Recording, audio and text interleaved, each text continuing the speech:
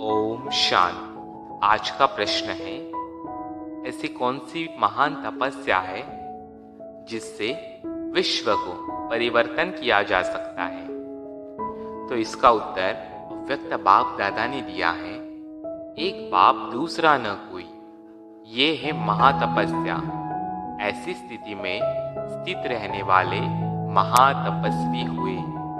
तपस्या का बल श्रेष्ठ बल गाया जाता है। जो इस तपस्या में रहते, एक बाप दूसरा न कोई, उनमें बहुत बल है।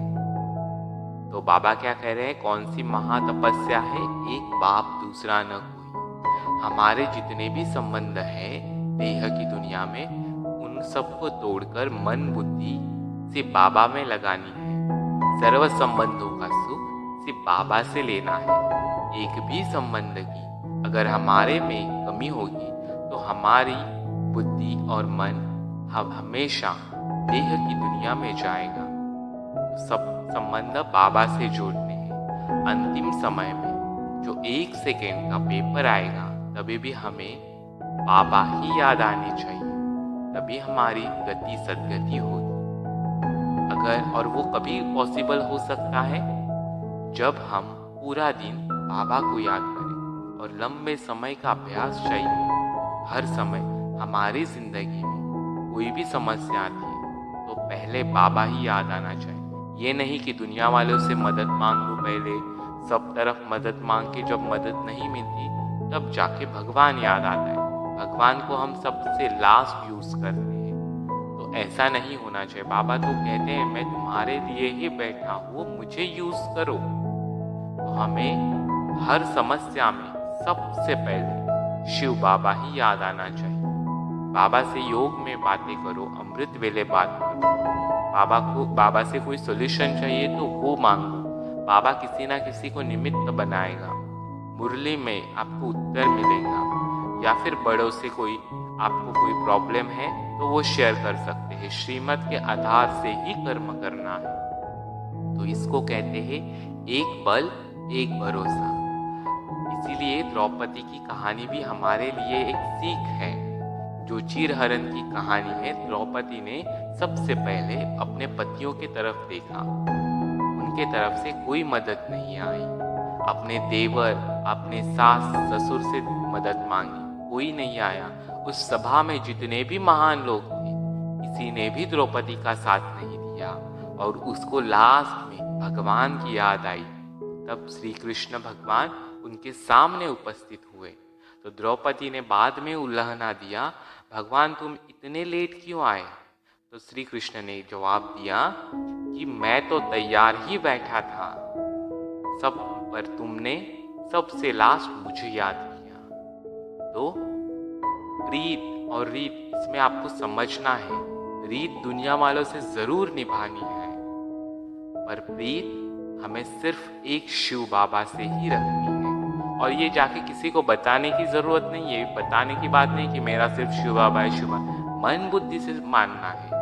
बाकी हमारे जो भी अभी के सांसारिक आपके काम है, संबंध है, उनको तो आपको तोड़ निभाना ही निभाना है। पर मन बुद्धि सिर्फ शिव बाबा में लगानी है और कहीं नहीं। सिर्फ निश्चय जो भी है, बाबा में 100% निश्चय चाहिए। और बाबा को कभी कम नहीं समझना। वो भगवान है, महाकाल है, देवों का देव है, सर्वशक्तिवान है। आज अगर कोई चीफ मिनिस्टर है, उसके बेटे को कितना अहंकार होगा, मेरे पिताजी चीफ मिनिस्टर है, प्रेसिडेंट है, तो वो जब चलेगा तो उसी शान में चलेगा। किसी राज्य का प्रिंस होगा तो वो कितने अहंकार में, कितने शान से चलेगा कि मेरे पिता का ये राज्य है, मैं यहाँ का राजा हूँ। तो क्या हमें अपने सर्वशक्तिमान भोलेनाथ महाकाल पे उतना भरोसा है? तो हमें निश्चय भी होना चाहिए। और बाबा ने क्या कहा है, इस तपस्या का बल विश्व परिवर्तन कर लेता है।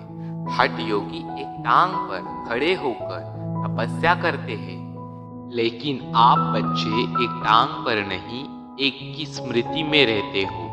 बस एक ही एक ऐसी तपस्या विश्व परिवर्तन कर देगी। तो ऐसे विश्व कल्याणकारी अर्थात महान तपस्वी बनो।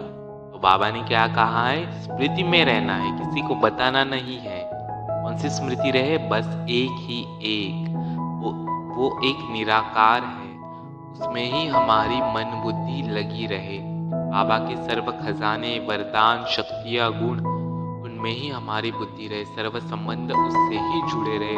100% बाबा पे निश्चय जाए कि वो हमारा अंत तक साथ देगा, और दुनिया का कोई भी इंसान हमें जन्म से लेकर मृत्यु तक कभी साथ नहीं देगा। हर एक को कभी ना कभी बिछड़ना ही है।